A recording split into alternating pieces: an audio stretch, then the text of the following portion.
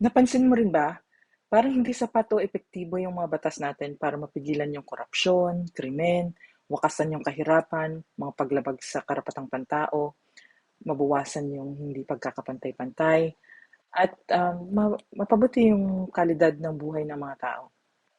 May ilang batas tayo na talagang kailangang i-revisit at i-revise. Meron namang okay na eh.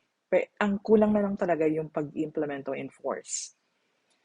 Pero, liban sa mga batas sa Pilipinas, ang isang bagay na siguro kailangan din nating tutukan at aminin natin, no, malaking culture change talaga yung kailangan para umunlad tayo bilang isang bansa.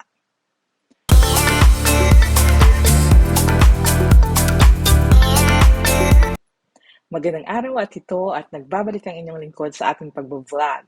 Sana ay samahan niyo ko at paki-subscribe, like, and comment na rin sa video na to. Para consistently ma-improve ko rin yung ating pagbo-vlog. So napakalawak na usapin tungkol sa culture change. Kaya para mas madaling maintindihan, gagawa ako ng series tungkol dito. Natutukan ko yung kulturang may kaugnayan sa korupsyon, krimen, paglabag sa karapatan ng mga mamamayan, kahirapan, hindi pagkakapantay-pantay, at pagpapabuti ng kalidad ng buhay ng mga tao. First and foremost, yung word na culture, dun pa lang, meron na kaagad na kailangan klaruhin.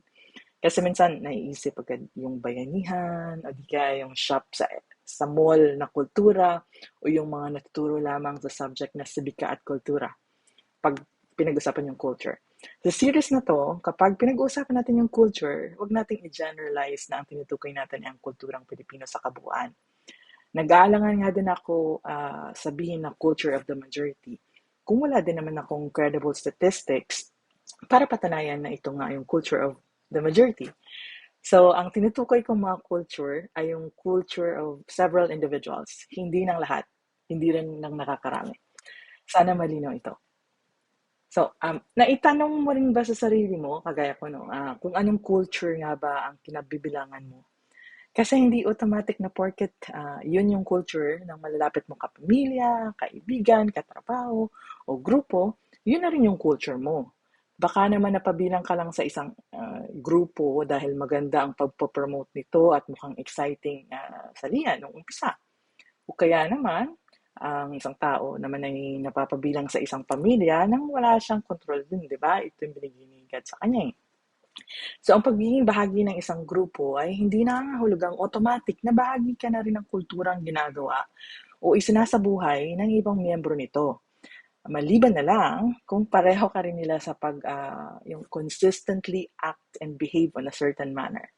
Para sa akin, masasabi mong yung naging culture na yan ng isang grupo, kapag yung gawain ay consistently, like yung mga miyembro, they act and behave in a consistent manner.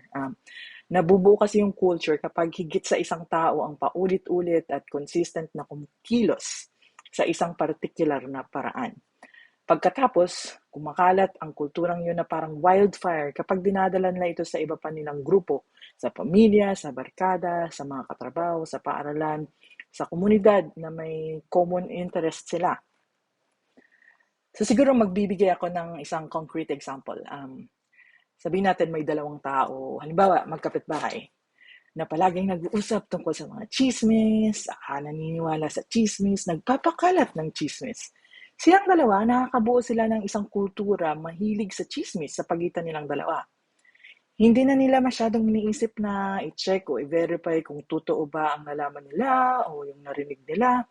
Pagkatapos, pag-uwi nila sa bahay, ikakalat din nila yung chismis doon. Ganon din, gagawin nila pag nag-login sila sa social media. Hindi lahat ng kapamilya nila or yung social media connections maniniwala sa kanila. Pero merong iilan na maniniwala. At yung mga maniniwala, may iilan doon na magsisimulang palagi na rin mag-uusap, maniniwala, magpapakalat din ng marami pang ibang chismis. At doon, masasabi natin na ang dami na ang may kultura na kagaya ng dalawa. So, ginamit ko ang salitang chismis, pero pwede rin itong i-apply sa fake news. Yung culture ng pagpapakalat ng fake news. Ganon din nabubuo kasi yung culture ng paniniwala at pagpapakalat ng fake news. Pero, Paano nga babaguhin ang kulturang ito? Para mapalitan yung negatibong kultura, kailangan ng pagbabago sa pag-iisip, paniniwala at gawi. Pero paano? Hindi yan madali. Hindi rin ito nangyayari overnight. Marami nang ginagawang paraan of course no, para rito at iba-iba ang epekto sa iba't ibang tao. May mga paraan ding hindi talaga epektibo, yung nagne-name calling, mapanlait na mga memes at iba pang yung hindi napapakinggan kasi nakakainis, di ba? Pero mayroon na ring small wins or successes kumbaga. May mga ilang tao na matagumpay na nagbago ang pag-iisip, paniniwala at gawi at hindi na nakikilahok sa pag-uusap o pagpapakalat ng chismis o fake news. Hindi naman na natin idedetalye yung mga interventions na maaring nakatulong sa mga pagbabagong ito. Baka sa ibang vlog na rin yun. Ang punto ko ay ganito. Kung ano man ang naging successful na pamamaraan para mabago ang kanilang pag-isip, paniniwala at gawi, dapat itong gawing inspirasyon at talaran para mas lumawak ang positibong culture change.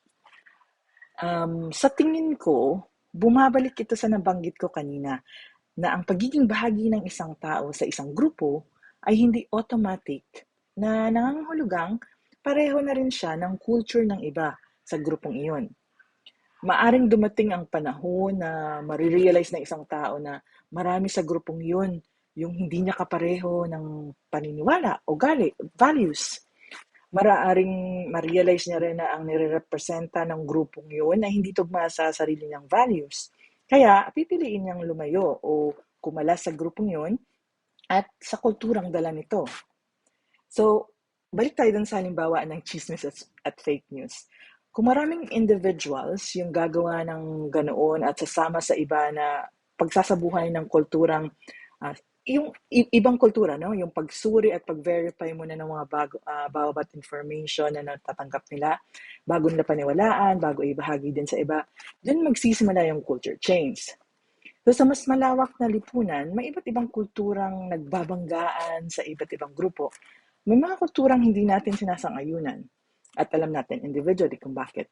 Pero may ibang tao na hindi nakikita na negatibo ang kulturang kinabibilangan nila o may masamang epekto ito sa lipunan.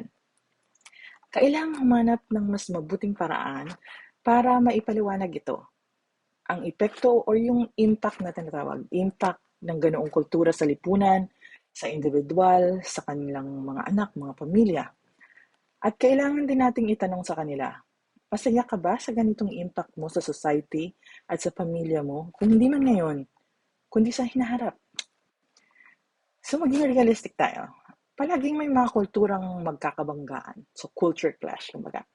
Pero makikinabang yung lipunan kapag yung positive culture, yun yung manaig.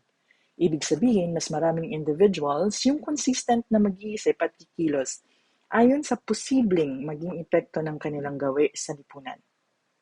So, napakagandang mission itong culture change and baka gusto mong sumama, maghikayat pa ng iba. Bye!